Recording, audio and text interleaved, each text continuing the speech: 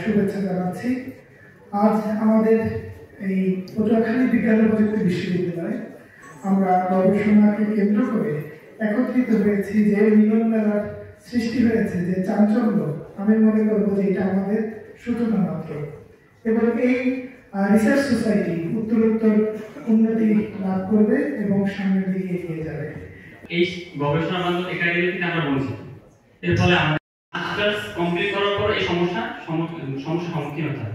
আল্লাহ মিলিয়ে আমাদের গবেষণা জার্নিটা আরো সুন্দরভাবে আমন্ত্রণ জানাচ্ছি মোহাম্মদ রাফিন আফসার ফ্যাকাল্টি শিক্ষক মণ্ডলী আছেন যারা আমাদের সবসময় দিক নির্দেশনামূলক। এই মুহূর্তেও প্রায় 3টা পেপারে আমি সরাসরিভাবে কিভাবে রিসার্চ করতে হয় শিখছি।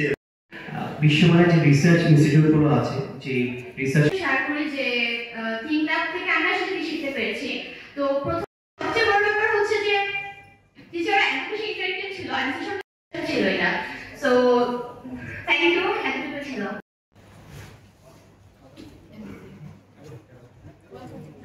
অর্গানাইজেশনের সাথে যুক্ত ছিলাম, তো সেই ধারাবাহিকতায় আমি হিসেবে থিঙ্ক ল্যাব সোসাইটি যুক্ত করতে সাহায্য করছে।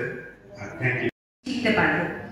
থিঙ্ক ল্যাব রিসার্চ সোসাইটি এখন আর শুধু পিএইচডি ওয়ানদের মধ্যে, যেখানে দেশে বিদেশে 1000-এর বেশি রিসার্চার রয়েছে যারা